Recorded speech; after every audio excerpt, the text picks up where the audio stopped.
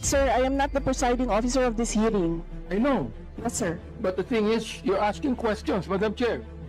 The speaker does not have any right to ask questions.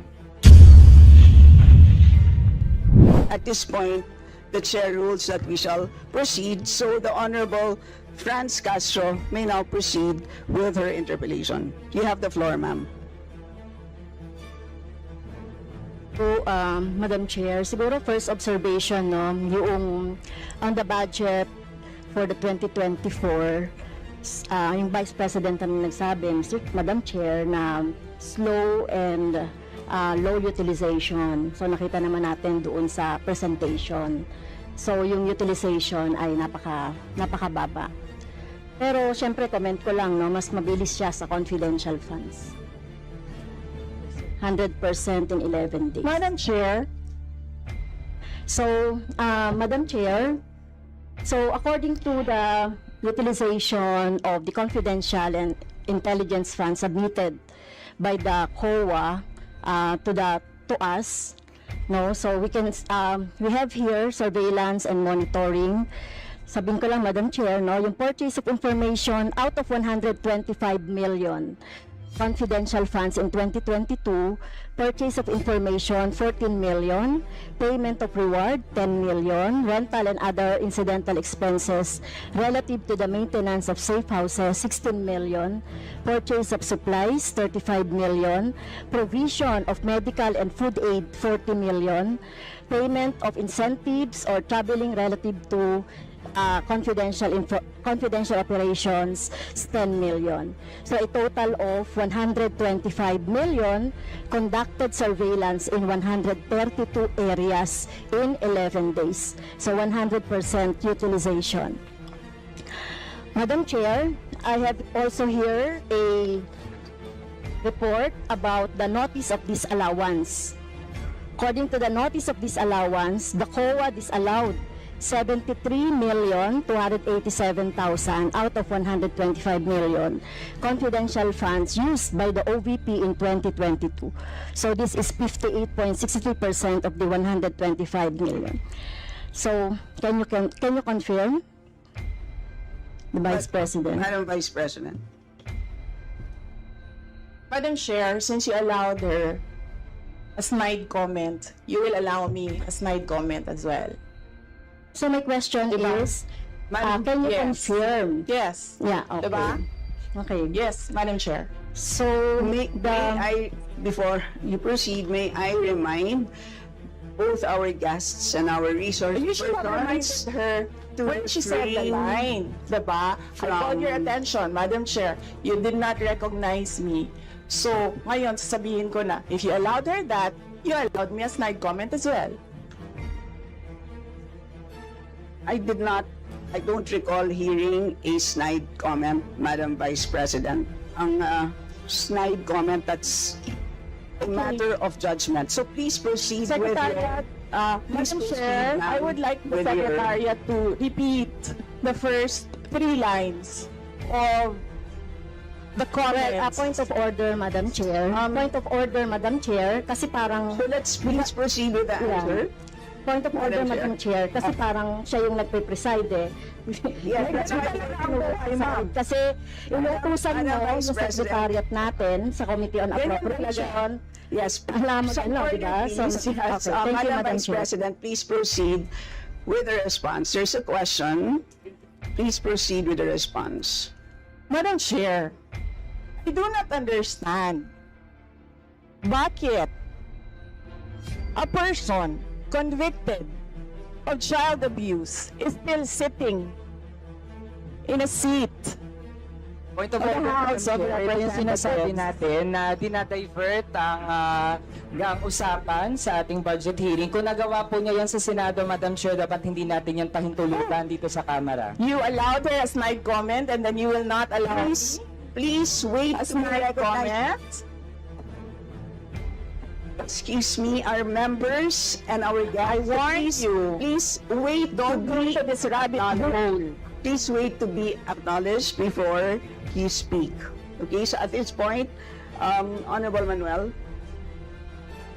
Madam Chair, again, it's another point of order kasi kapag may mga deliberation tayo, we should stick to the topic. Hindi pwede, Madam Chair, na dinadivert natin yung usapan para hindi natin sagutin yung tanong ng mga mambabatas natin. This is actually the best opportunity, formal proceedings, nakikita po ng publiko para malaman anong sagot ng Vice Presidente. So hindi po natin napapayagan ang ganong mga argumento na hindi naman tumutumbok dun sa topic natin. So, Okay, Madam Madam Vice Chair, President, there's I a will make this question. easy So for please, you. please make Sige, ma'am. your responses direct to the point. Sige, ma'am. I will make this easy for you. What rules are we using for this budget hearing? We have our rules Yes, ma'am. adopted by the Committee on Appropriations. Right, okay. We searched for that rule. So, we only found the general rules. So, we have a copy of the rules for the budget hearings. Well, as far as I'm concerned, mas importante ang rules para sa amin. Kayo po, ang kailangan nyo lang marinig is yung acknowledgement for you to begin to speak. Yun lang po ang pinaka-importante para sa guests. Sa totoo lang po. Yes, ma'am. So, ang pinaka-importante, yes, you may proceed. At saka po yung adjournment. Yun lang po. Yung termination po. Yun ang pinaka-importante lang po. For the rules, yun ang ay importante para sa members. But we may provide the copy to you. Yes, So ma'am. please proceed and answer the May we question. request a copy? Yes, yes, absolutely. But Yes. please, there is a question. And do you want us to repeat the question? And we will not penalize you on the time. I don't You can repeat the facts from the notice of disallowance. I will from need a the repeat Honorable of the Franz. question. Yes, Honorable Franz Castro, you may repeat your question on the notice of disallowance, I believe. Yeah, tama, Madam Chair. So according to COA, the notice of disallowance is amounted to 73,287,000 out of 125. At ito po, Madam Chair, yung mga breakdown ng mga disallowed na mga na mga purchases. So reward payment of 10 million, payment of rewards, various goods, 34.857 million, payment of rewards, medicines, 24.93 million, tables, chairs, desks, computer and printers, 3.5 million. So, ang question, Madam Chair, so yung letter A, B, and C, so nakita naman natin nandoon yung sa joint circular. How about yung ito, no? How about yung mga tables, chairs, desktop, computer, na umabot po ito sa 3.5 million. So, pwede bang maipaliwanag kung bakit ito pinurchase, Madam Chair? Madam Vice President. Madam Chair, I still request for the rules of the budget hearings. Okay, Vice President. gusto mo sagutin ko, ma'am. Yes, Madam. This is a hearing of the budget of 2025. Nasaan dito ang confidential funds? Yung tanong niya, Madam confidential Chair. funds. Nasaan dito? Honorable Madam Chair, Franz, you may ito yung continuing, continuing questions pa natin noong 2024, during the last budgets, hindi na ipaliwanag itong 125 million na alam naman natin na wala ito sa budget ng 2022. So, ito, Madam Chair, sa rule naman natin, lahat dito tinatanong no? So, according to the budget, whether it is in the past, kasi nakikita natin yung utilization noong mga budget, kahit na yung past years, ay pwede natin busisiin dito, Madam Chair. Tama ba ako, Madam Chair? I will agree with you, the Honorable Franz Castro. You may proceed, Yes, Madam ma'am. Vice Yun President. yung sagot ko, ma'am. Nasaan ang topic natin dito at ang pinasubmit ninyo sa amin is the budget proposal of 2025. Where in the budget proposal of 2025 is the item confidential funds. In aid of legislation nga ninyo, nakalagay nga doon sa rules ninyo, diba? The discussion should be germane to the topic. The topic is the 2025 budget proposal. Now tell me, Madam Vice Where President, the Honorable Franz Confidential Castro has already provided a sufficient explanation for why she asked the question. So please proceed with your answer. Madam Chair, It's a very why are we simple discussing question. the budget of 2023 and 2024? Honorable friends, Castro. So kung ayaw niya sagutin, Madam Chair, so let me go through na lang with my question kasi related naman ito. Remember, Madam Chair, pinestyon natin ito noong last year at yung 125 million na ito ay hindi ito maipaliwanag, no? Dahil nga confidential no? Nagtago sa word na confidential. At ngayon, kailangan nating maipaliwanag at it is in the interest of the people.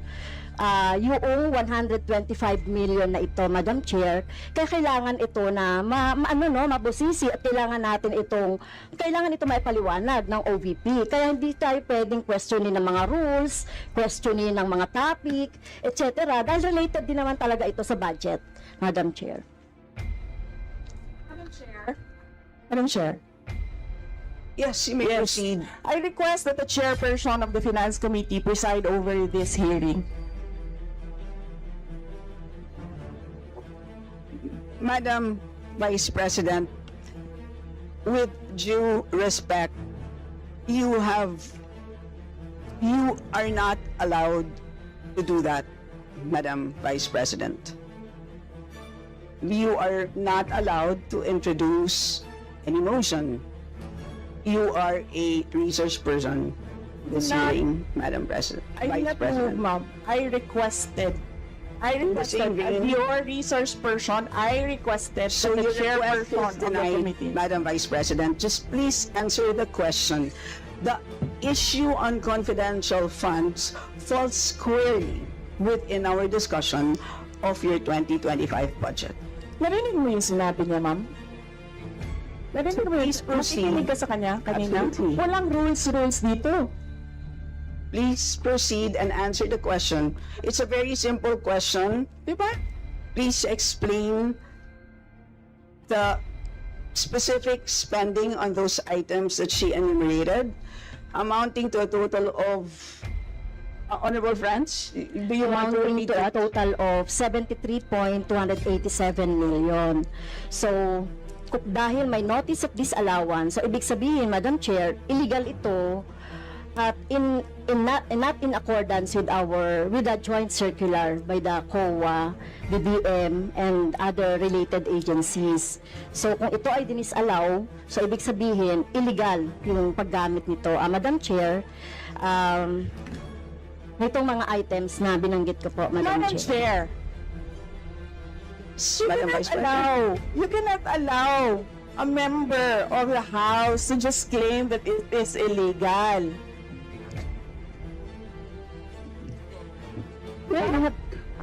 That is a notice of disallowance. That is a procedure inside the Commission on Audit. Hindi sa upuan niya. Honorable Friends. Okay, thank you, Madam Chair. So, thank you for the explanation, Vice President. Okay, next. According to accomplishment report of OVP, it spent 10 million for payment of reward. So, Madam Chair, in 11 days, ilang tao kaya at magkano kada tao ang reward? In fact, COA disallowed the whole amount spent by OVP for payment of reward. Hindi ba, Madam Chair, questionable ito? Madam Chair, the invitation letter that we received from the House of Representatives. Dear Vice President Duterte, the House Committee on Appropriations will hold briefings, hearings on the budget proposals of various departments, agencies, and corporations relative to the fiscal year 2025 National Expenditure Program as the basis of the fiscal year 2025 General Appropriations Bill. Nasaan? Sa presentation ko kanina, ang haba. Ang confidential funds. Honorable Friends, Castro.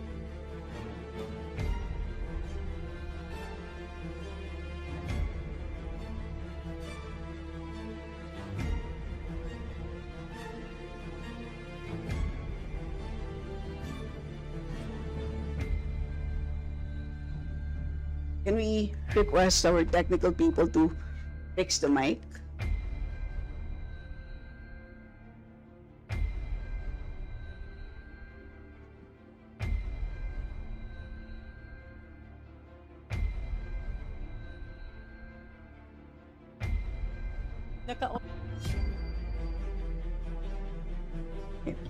Can everybody check their mics and make sure that they're switched off para maka-switch on yung si Franz?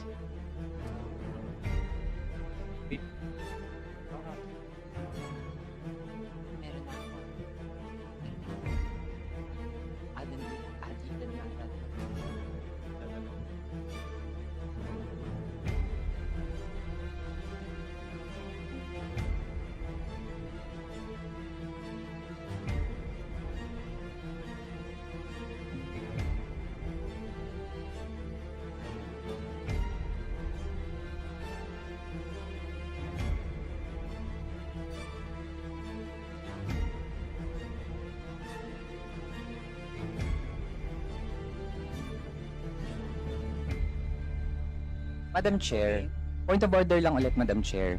Kasi kailangan lang nating ma-establish, I would assume hindi naman po pinanganak kahapon ng ating resource person. Practice po natin sa Madam House Chair, that is a bago polite po- remark. na para po tayo ay makapagtalakay ng budget na pinopropose para sa susunod na fiscal year, chine-check natin paano din gumagastos yung mga ahensya even in the current year and in the past year. Also, Madam Chair, Section 162, Rulings as Precedents, rulings on questions raised by members shall form part of the parliamentary practice of the House. At practice po natin since time immemorial na hindi lang po ang proposed budget yung tinatalakay. Kasi yung performance ay dapat bahagi din ng discussion. Yun lang, Madam Chair. Noted. Honorable Franz, could you kindly check if your mic works? Okay, thank you, Madam Chair. So yun po, no, yung sinasabi natin kanina, yung payment ng reward, the resource person can answer this. Questionable, tingin ko ay questionable ito. Okay? So, next, according to the accomplishment report, isa sa pinaggamitan ng OVP ng confidential funds ay yung provision of medical and food aid. This is not allowed under the Joint Circular number 2015-01 dahil kailan pa naging confidential fund ang pagbibigay ng ayuda, or kung ito naman ay ginamit sa mga ginamit na tao or informant in 11 days. So paano kaya ginamit itong 40 million na ito, no, para sa medical and food aid in 11 days, Madam Chair? So yun yung tanong ko. Kung dito ginamit doon sa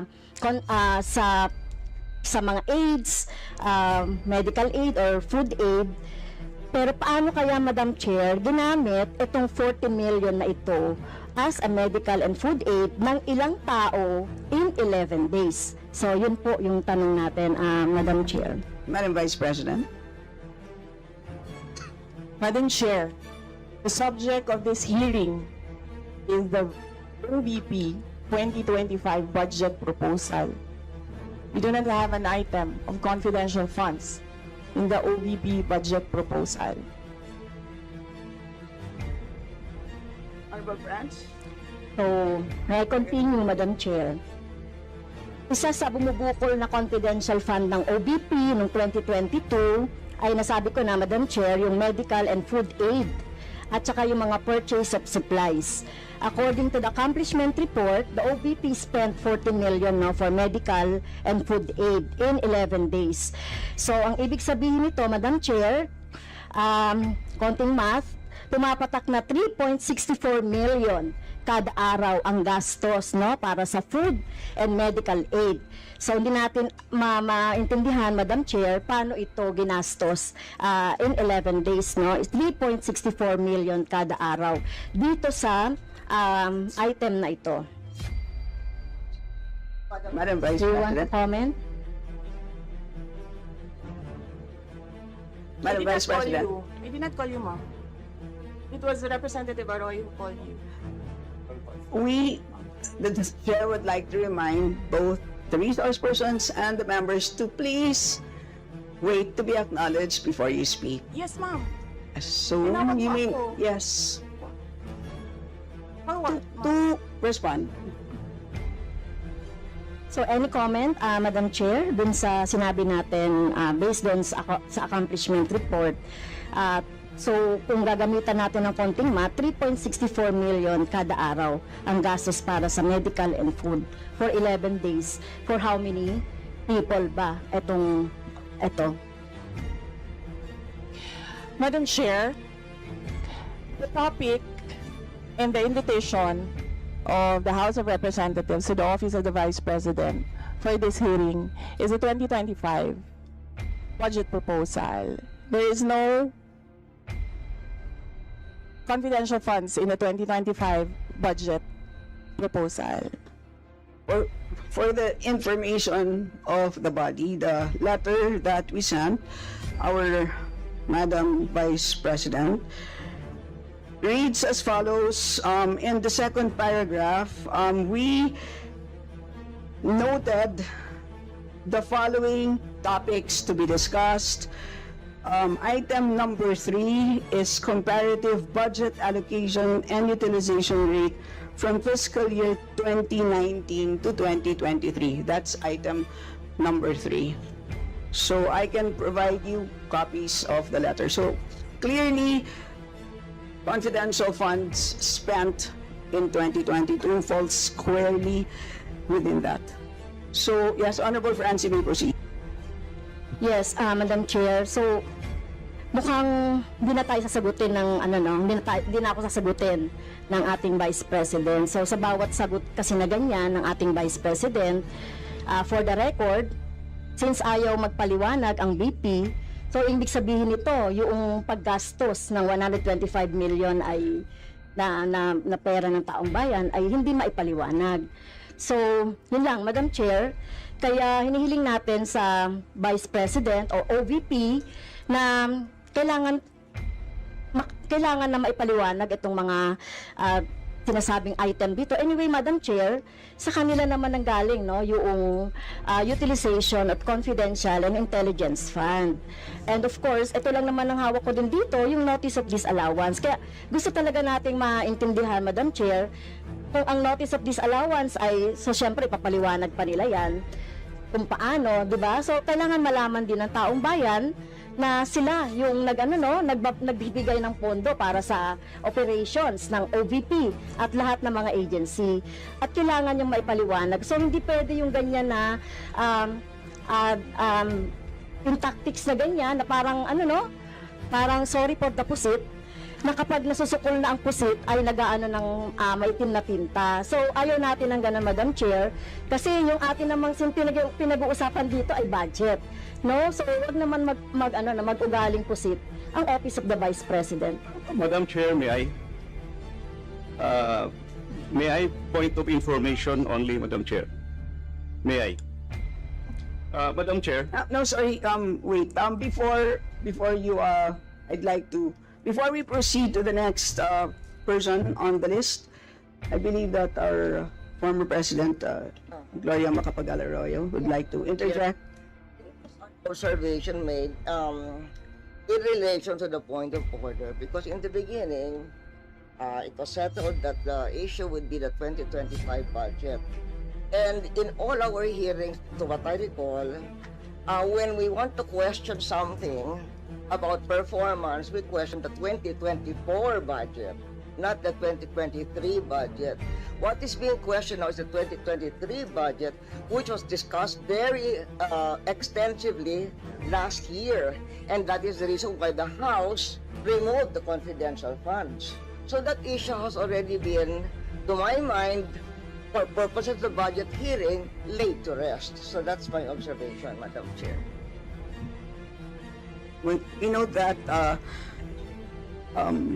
Madam former President, but of course we know that yung pong pondo ng 2023 ay of course pwede pa rin maging continuing appropriation hanggang 2024. So in the same way, 2022 pwede maging continuing pa rin 2023. At alam din po natin, last year pinagdebatihan po natin ng matindi itong 2022 confidential funds. And in fact, we left a homework for the COA. Sinabi natin sa kanila na kailangan nilang tapusin ang audit by November, I believe mid-November of last year. And since then, hindi na natin alam kung ano nangyari. So that's the reason for why tinatalakay natin ito. And it's a big amount of money. I believe we owe it to the people to understand what happened. Of course, tinanggal na natin noong 2024. Gusto natin malaman, tama ba yung ginawa natin? Kasi baka naman nagkamali tayo. So, I think it's worth assessing what we did in 2024 in order to know what to do in 2025. So with that, let's proceed with our next Madam Chair, interview. may I? Is this just a point of order? Not a point of order, but We will I only, just you may wish want to to be a be, rejoinder of what you may wish to be, unless it's a point of order, you may wish to be listed. I can put you here, sir. parliamentary inquiry, Madam Chair. Yes, you may Parliamentary inquiry. proceed. May I ask if the resource person is required to answer a question that is related to a commission on audit notice of disallowance when she already said she's not going to answer. Also, the notice of disallowance is addressed to the office of the Vice President. And just to make it clear, a notice of disallowance is not a judgment. It is a request. It is an order from the Commission on Audit for the particular office to explain what are the particulars. At saka hindi na yan legislation side. That is already on the accountability side in the budget cycle. So, my parliamentary inquiry, Madam Chair, is that nagsabi na nga siya na hindi siya sasagot and it is related to the COA notice of disallowance. And, just to add, sinabi na rin ni former President, it was thoroughly discussed in the previous year. In fact, tinanggal sa budget ng 2024 yung confidential fund. And we know that there's a pending case on that also. To discuss that further might somehow prejudice or be biased whatsoever. So, yun lang po, Madam Chair. Alright, salamat. On your inquiry, the only requirement is to provide a direct response on the question. Meaning to say, a response that is directly related to the question. Meaning to say, kung may question at ayaw niyo pong sagutin niyo ng diretsahan na hindi po ako sasagot dun sa tanong. Ang problema po kasi, ang response ay naging hindi related dun sa tanong. Halimbawa, may tanong, ang sagot ay paglalarawan doon sa nagtanong. So, hindi naman yon klaro na hindi yon directly related dun sa tanong. Kaya, yun po, I think it's a reasonable ask. If there's a question, you may or may not answer. You're not compelled. But you just please say, I do not wish to answer. That's it. At least we know it's a direct response. And with that, we move to the next Madam Chair. person on the list. Madam Chair. Madam Chair. Hindi na po tayo matatapos. Yan ang sinabi ko sa iyo kanina. Ayaw mo maniwala sa akin eh. Aabot talaga tayo ng bukas dito. Diba? Madam Chair. Is this an inquiry regarding... He said, Yes, and Yes, please, ma'am. I remind also our Yes, ma'am. resource persons to please act in a respectful manner. Pasensya na po, hindi po kasama sa poder ninyo ang pagpa-fire ng presiding officer ng hearing na to. So yes, you need to so proceed if po. you allow members of the House of Representatives lines like what you just said, like pusit, bakit mo ako kinukrucify for saying a fact that somebody is convicted of child abuse sitting in the chair? Pusit, and then I cannot fire the presiding chair. So bakit? Yes, we Bakit napaka one-sided nito, ma'am? noted po. Dahil ba madami kayo dyan sa kabila at nag-iisa ako dito? We note all your comments, ma'am, and let us now proceed. Thank you, ma'am. Thank you, ma'am. Madam Chair, point of order. Yes, the Honorable Benny Abante. I just came in and I hear this. We're not talking about the budget, we're accusing each other here. I'd like to find out from the resource speaker if this is the kind of hearing that we're going to have. Sir, I am not the presiding officer of this hearing. I know, Yes, sir. but the thing is, you're asking questions, Madam Chair. The resource speaker does not have any right to ask questions. Or do you have?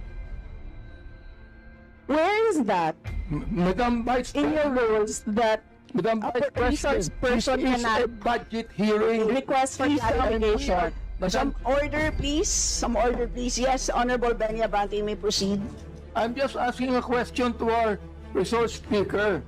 You know, because she's asking a question and she's accusing some of the members of this committee.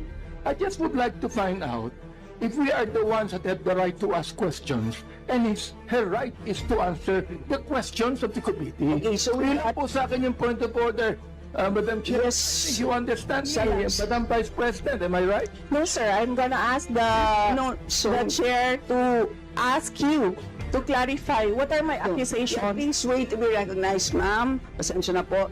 So again, I'd like to remind our resource persons that you are here, you're invited to answer, to present, and you've done that.